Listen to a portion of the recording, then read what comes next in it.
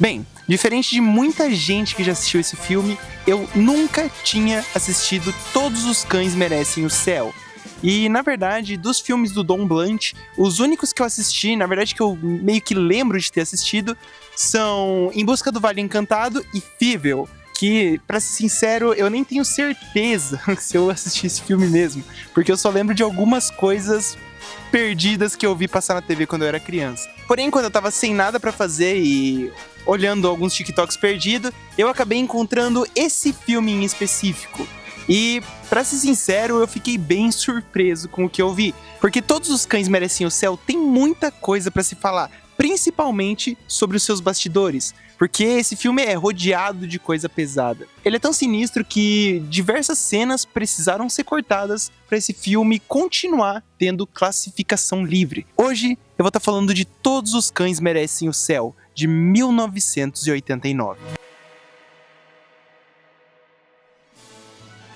Mas antes de começar, quem caralhos é Don Bluth e por que esse filme parece muito com os traços da Disney daquela época?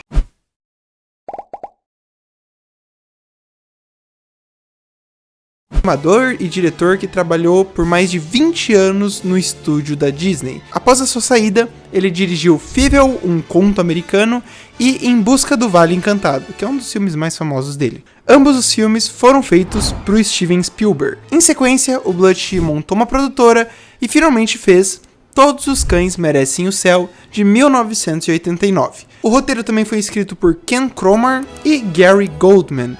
E o negócio é o seguinte, aqui é uma espécie de filme de gangsta de cachorro. Eventualmente, o Bluth e a sua equipe de história montaram um conto ambientado em Nova Orleans, em 1939, sobre um vira-lata ex-presidiário muito esperto chamado Charlie, que escapa de um canil para retornar ao cassino que ele havia começado com um bulldog bandido chamado Carface.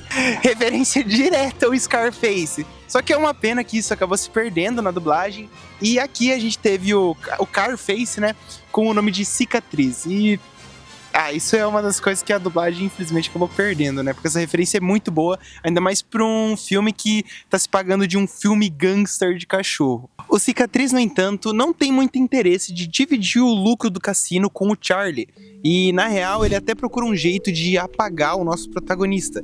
E, por incrível que pareça, isso dá certo. Sim, no começo do filme, a gente já tem a morte do nosso protagonista. E ele vai continuar assim o filme inteiro, o que é algo muito interessante. E vocês já vão entender como que vai funcionar. O Charlie vai pro céu, porque é pra lá que todos os cães devem ir, mesmo aqueles que não fizeram nada de valor com as suas vidas. Só que o filme tá muito cedo pra acabar. O Charlie, cheio de raiva, resolve se vingar do seu ex-parceiro do que desfrutar de uma eternidade de felicidade. Então, ele simplesmente pega o relógio que representava a sua vida e dá corda nele de novo, assim, voltando pra Terra. Eu acho interessante que o filme deixa bem claro que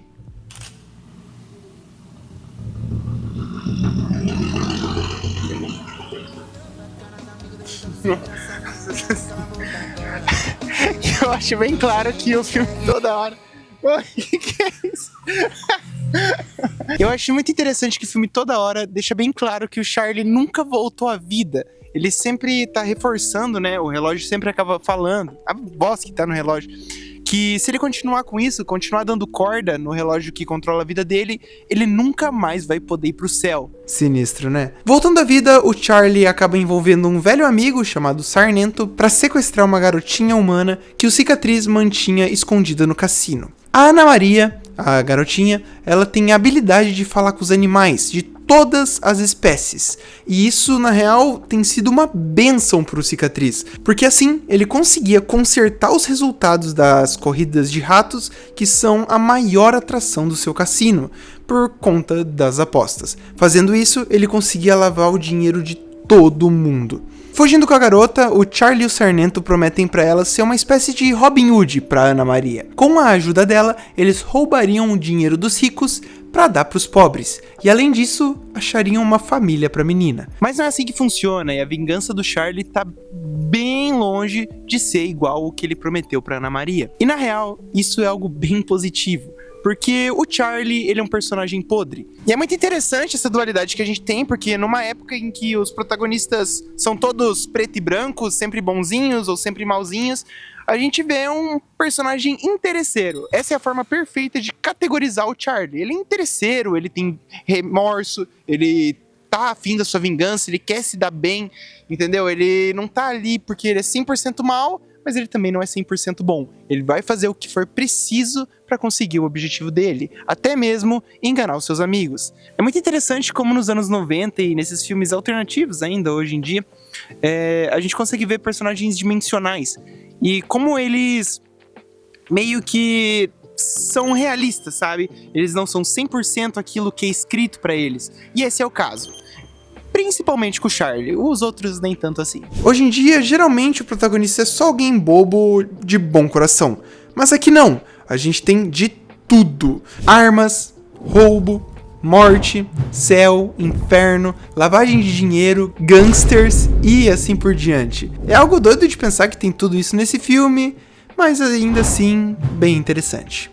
De alguma forma estranha, a gente acaba vendo esse grupo de amigos se tornar uma família. O Charlie consegue fazer com que a Ana Maria se apaixone por ele, e embora demore um pouquinho mais do que levaria num filme da Disney, a menina começa a derreter o coração egoísta dele, e ensina o valor de família e do amor. Mas com o passar do tempo, Ana Maria começa a perceber que nem tudo são flores e as promessas do Charlie, na verdade, são bem vazias. Ele nunca tinha ajudado os pobres, só queria o dinheiro para ele mesmo, e até mesmo roubou das pessoas que poderiam se tornar os pais da Ana Maria. Cada vez mais triste por essa situação, ela foge ao encontro dos donos da carteira que o Charlie roubou lá do começo do filme, para tentar achar um pai e uma mãe. Bem, assim a gente chega na metade do filme, e é aqui que as coisas começam a criar uma barriguinha. Não me entenda errado, mas é aquele famoso clichê de reconquistar a garota que perdeu a confiança em você, mentindo de novo pra ela. O Charlie dá uma atenção pros pobres de fachada,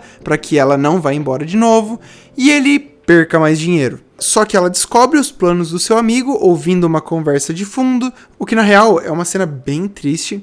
E assim a gente parte pros confrontos finais, onde o Charlie vira amigo de um jacaré do nada que só serve pra matar o Cicatriz no final, vai um spoiler aí. Mas antes disso acontecer, o Cicatriz ele sequestra a Ana Maria e o Charlie salva ela, meio que assim se redimindo dos seus erros. Poderia ser um final brega, mas as coisas aqui são um pouquinho diferentes.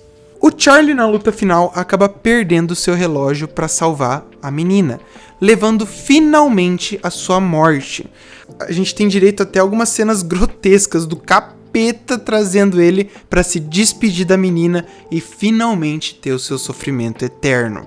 Mas tudo isso é interrompido por um anjo que decide levar o Charlie de volta para o céu, porque mesmo quebrando uma regra sagrada, o seu sacrifício por alguém foi a sua redenção.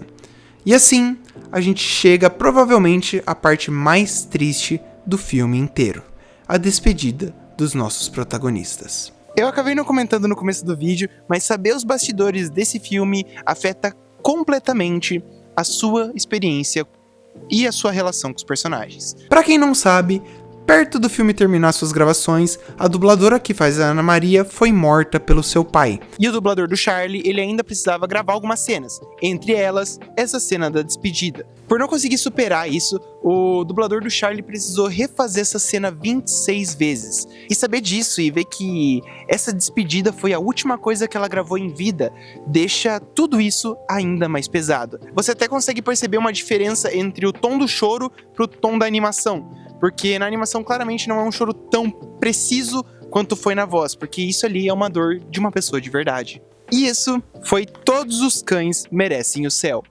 É um filme que foi um achado muito bom.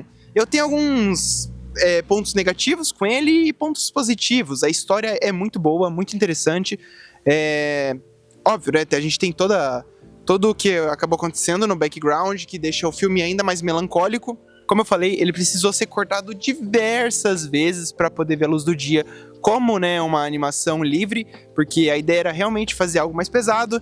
Não é à toa que o Don Bluth, ele estava sendo conhecido como fazer uma Disney alternativa naquela época, Então é normal ter assuntos pesados no meio das obras dele, assim como foi nas outras produções também. Um dos pontos negativos desse filme, um dos principais pontos negativos, é que ele também é um musical. Não me entenda mal, eu gosto de musicais, só que no tema que ele vem trazer, eu achei que não combinou, fora que as músicas são bem ruins. Eu até pensei que era um pouco da dublagem, né, que às vezes não acerta, vai fazer o quê? Mas, pelo que eu vi, a galera também reclama do original por ter uma soundtrack bem fraquinha mesmo. Lendo algumas críticas, eu até vi que... Eu pensei até que era um pouco a minha opinião, mas pelo visto é uma opinião meio geral. Quando começa um número musical, você espera que ele termine pra que a história volte a andar, sabe? De tanto que ela incomoda, pelo menos pra mim, me incomodou. Mas fora isso, com certeza eu recomendo esse filme. Ele teve uma sequência e uma série animada também. Ele foi um divisor de águas pro Don Bluth também, né? Porque assim, quando esse filme tava em cartaz, ele tava competindo com um pequeno filme da Disney chamado A Pequena Sereia. Então, como todo mundo conhece um e não conhece o outro, é bem fácil descobrir qual deu certo e qual não deu certo. Outra coisa que eu acabei descobrindo enquanto eu pesquisava é que esse filme tem uma sequência e uma série animada.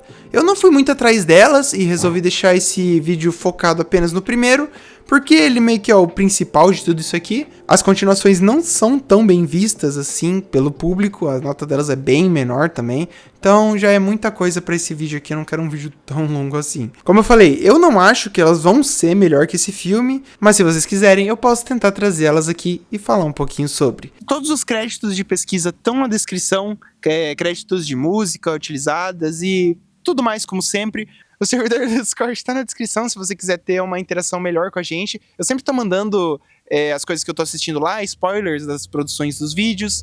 E muita gente tá recomendando coisa lá. Fora a arte que a galera tá mandando e eu sempre tô pegando aqui pro canal. Muito obrigado pra quem assistiu até aqui. E até a semana que vem.